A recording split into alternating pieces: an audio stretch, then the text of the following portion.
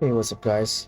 So today I'm gonna talk to you about a new deck I'm trying out today. It's the Grixis Deathshadow deck. So it's kind of like a historic take on the modern version of the deck. Uh, in modern, Grixis Deathshadow is one of the good decks, good value decks that have really high ceiling of playing. Requires a lot of understanding of the game to pilot it really well. I'm still pretty inexperienced with this type of deck, but I wanted to sort of take a break from playing control all the time and playing a combo. So yeah, I built this deck. I had most of the cards already, so all I had to really craft was the Deathshadow. So at least on my end, it was very cheap to build. If you're looking to build this deck, most of the cards are common and uncommon, so it's not a super duper expensive deck to build. Most of the cards that are going to be hard to acquire if you haven't been playing for too long is going to be the lands for sure. Lands are all rare cards, so you might have to craft a couple of that. But they're good if you're, especially if you're playing historic. Shock lands are always going to be good and always going to be used. The only other card I think are going to be like the Hands Disruption, like the Inquisition and Thought Seizes are going to be a little uh, hard on your rare wild cards. But everything else, yeah, mythics, not too many mythics, mostly just rares and uncommons. Yeah, so this is kind of my take on the modern deck. Um, so in modern, uh, this is a crazy value oriented deck where in historic is a little bit different. What you're lacking in this deck is just you're lacking Mischievous Bauble, you're lacking Dress Down and Lightning Bolts and Ragavan's.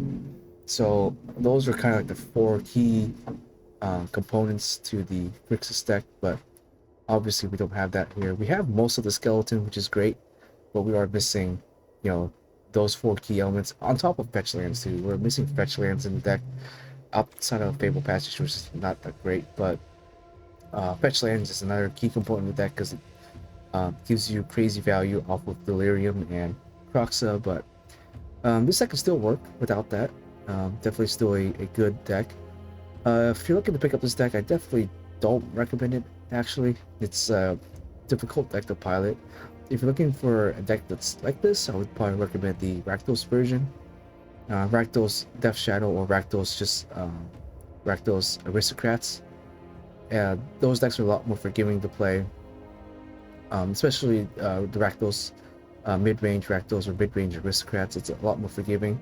You don't really have to worry about your life total. You get crazy value off of the Dreadhorde Alchemist. A lot more easy to pilot. The only problem with that deck is it has a lower ceiling and it has a lot less interaction. You don't really have counter spells. You don't really have ways to kind of stop an opponent from going off or board wiping you, stuff like that.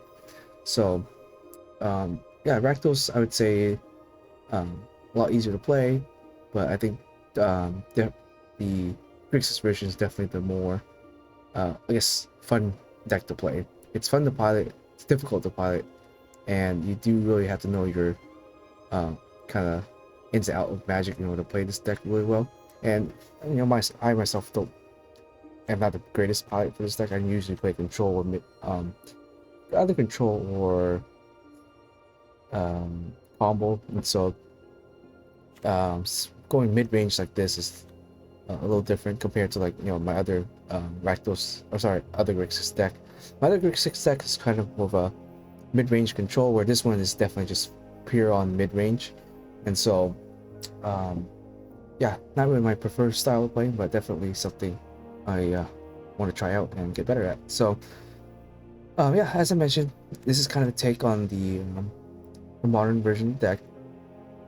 So yeah, in modern, this deck is definitely good. Here, we're lacking those key essential cards, and we're trying to replace them with cards that are similar to that, but are not worse. You know, like they're definitely worse, but they're similar enough that you can still kind of play the deck with some similarities to it, and have some pretty good results with it.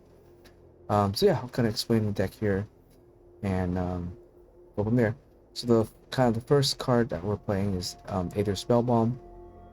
And same thing with this lantern. Those are only artifacts that we're playing in the deck to enable delirium, and also to get value off of the Loris. Misha's Bauble, definitely a better card. You know, it's 0 mana. You can turn one Misha's Bauble, Dragon Rage Chandler. The deck gets off really quickly, where this you gotta wait a turn or two before you get any sort of value off of it. Cool thing about it is it gives your deck a little bit more utility. You can play this and use it as a removal spell, or you can draw a card and reoccur it. Same thing with Soul Lantern. Playing it main deck allows you to beat some graveyard decks, so that's kind of cool. But I'd still rather have Misha's Bubble over these, but they're kind of okay substitute, I guess. Yeah, considers one of the best cantrips in the game. Enables a graveyard strategy. Helps us dig for lands, dig for stuff to put into the graveyard, try to get Delirium up.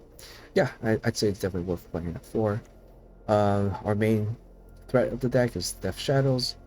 Definitely want to play 4 of them.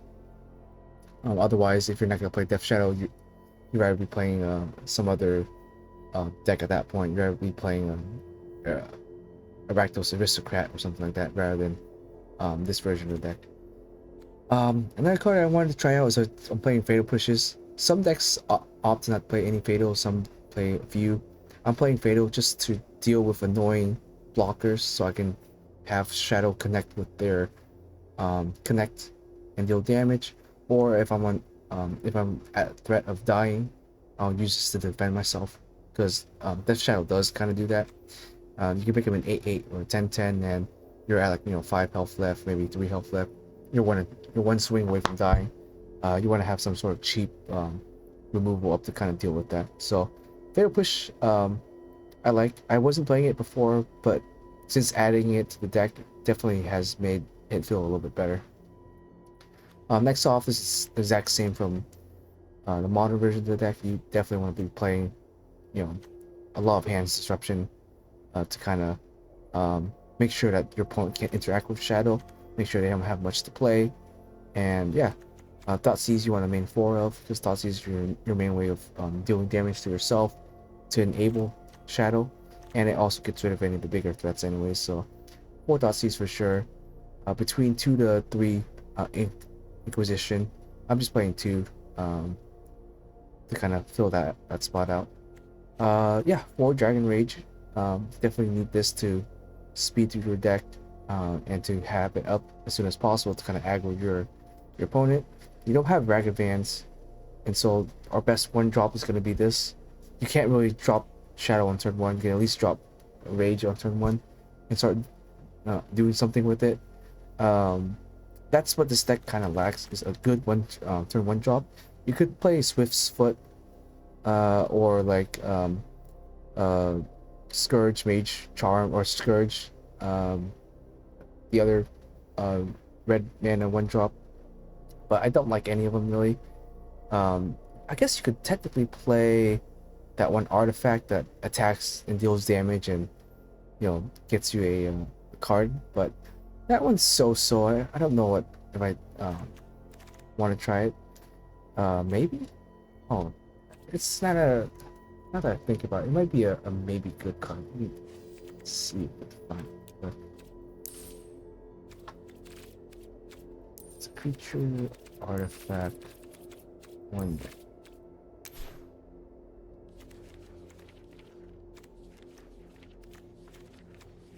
I thought what it was called. Maybe I don't have a copy here. It'd be cool if you could play Esper Sentinel in this deck, but unfortunately you cannot. I was thinking of like doing another version with Shark Typhoon, but Shark Typhoon is too expensive. You can't play Lurrus. You definitely want to have Lurrus in the deck. I mean, you can play this monkey, but this monkey's obviously a lot worse, so I would not recommend that monkey.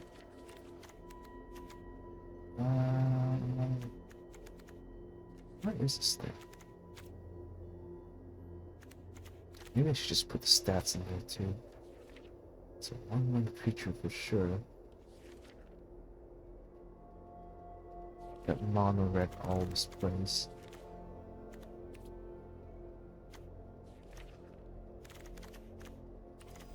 filter this up some more.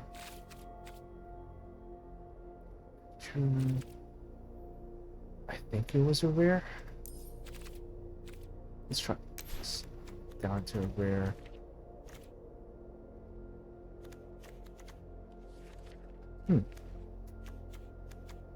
It's not a rare.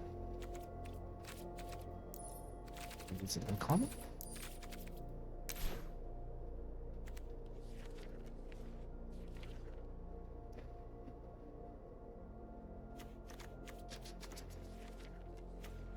Oh shit, I can't find it. I can't remember the name of it either. I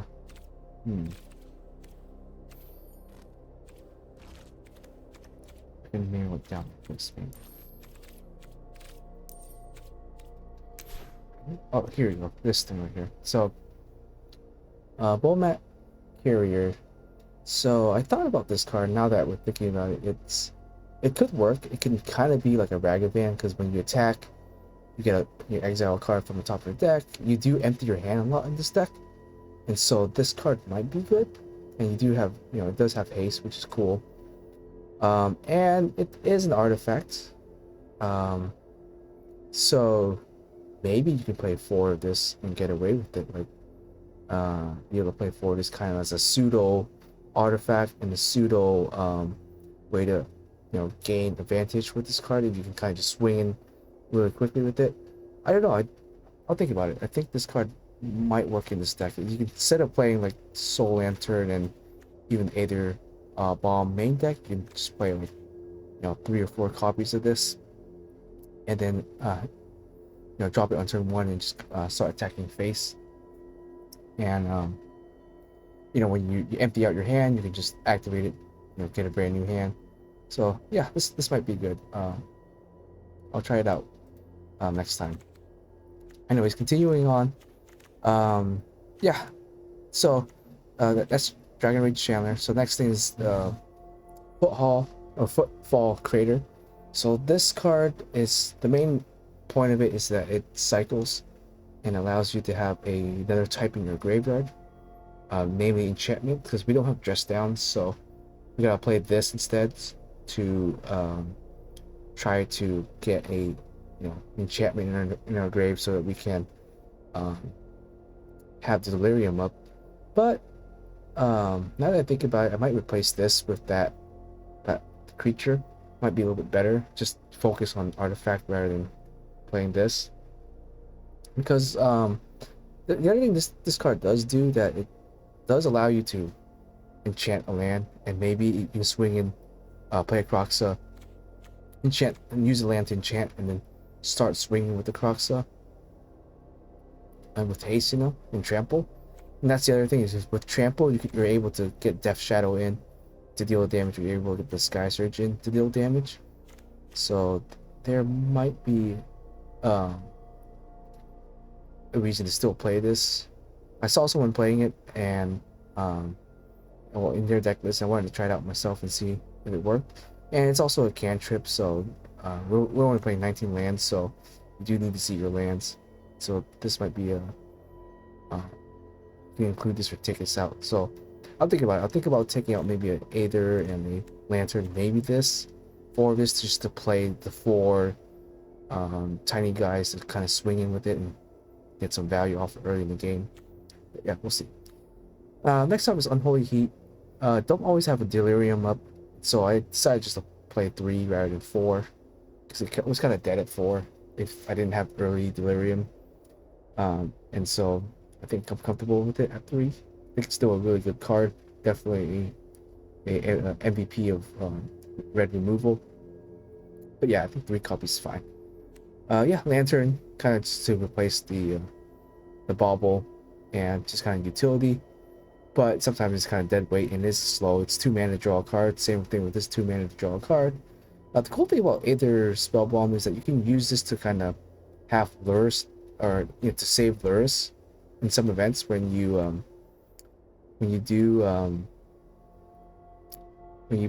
play like if they try to remove lures and you have Spellbomb on there, you can kind of sack it to bring lures back to hand and just kind of recycle that. So yeah, I think Air Spell Bomb pretty good in that sense. But yeah, it's still kind of slow. Next off is Scourge. Scourge is pretty good in other Deathshadow decks where you have like lightning bolts and stuff to deal damage, but we don't really have any ways to deal direct damage or anything with really haste. And so I opt to only play one of them. But if I play the bow mat, I might play more copies because if you can get your health tool down and your opponent to start dropping their health, you could play it. He's kind of bad in this format because there's a lot of mono white decks going around, and they kind of heal up a shit ton, and so he might not survive. Or if he is on the board, if they heal up a lot, then he'll just die. So I don't know if playing more than one is good right now. I've seen some people play two or three.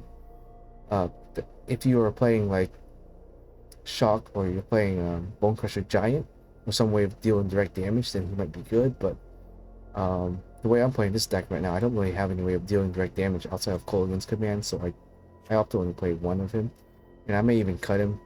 He's not super necessary in the deck. He's just another way to have a big threat later down in the game, but at that point, I think Deathshadow is generally good enough.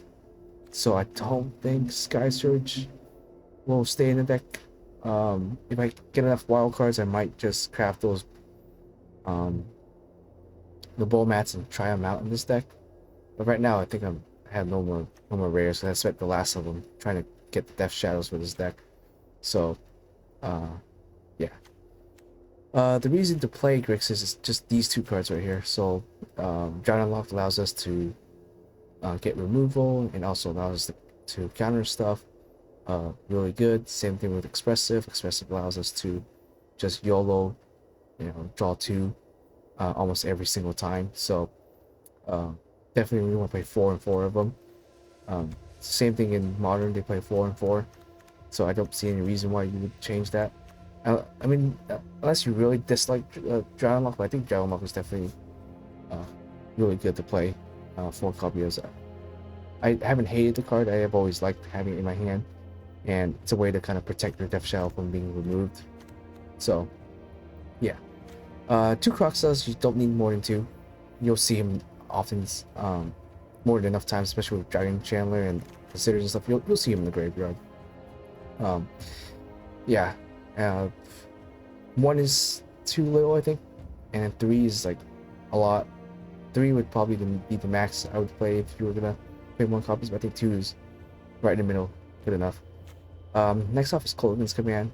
You could play 1 or 2. I like 2 just to hit some artifacts and get back some threats. Like I can get back a Lurus if it gets killed off, or you can get back a Death Shadow or something like that.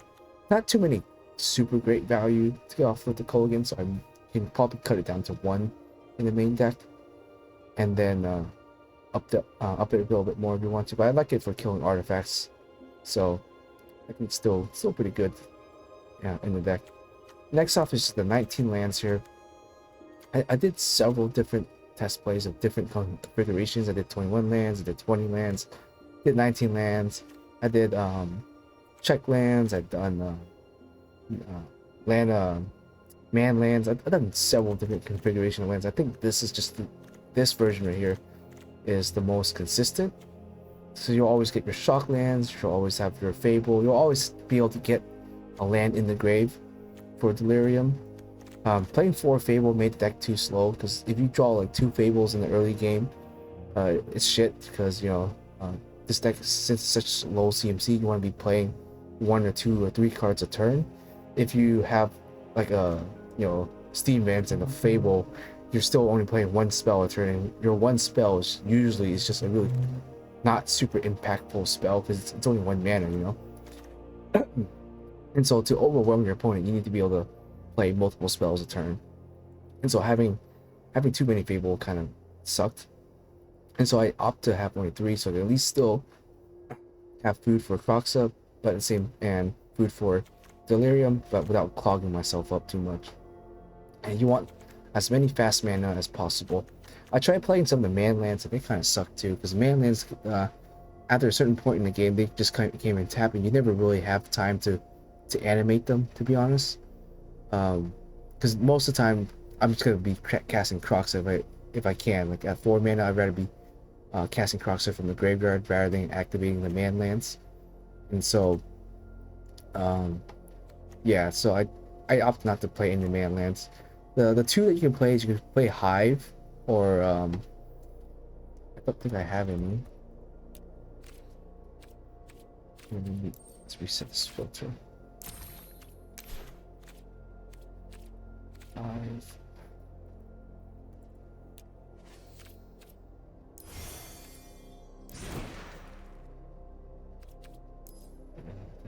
Not reset the filter. Okay. Yeah, Hive with the Eye Tyrants. This makes it so your stuff is unblockable, which is good.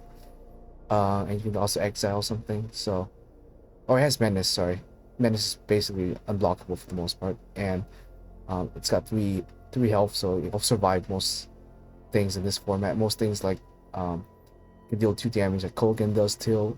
Does 2. Stomping Giant does 2. Shock does 2. So Hive Tyrant can survive that. The other one would be the Den. Yeah, this thing right here. So this thing is another good one. Creates a goblin. It's kind of like a the goblin that attacks or makes a goblin every time it attacks or whatever. I forgot what it's called. Den is pretty good. You can also play Castle Lockthwain if you need to draw cards, but 4 mana to draw 1. Kind of too expensive for this deck. You won't be. I think the game ends too quickly for this deck. You rarely get past land 5 or land 6 with this deck, because you'll either be dead because you're so low on health, or your opponent's already scooped because you're so you have too much stuff on the board. So I don't think man lands or any lands with active abilities is going to be too great in here.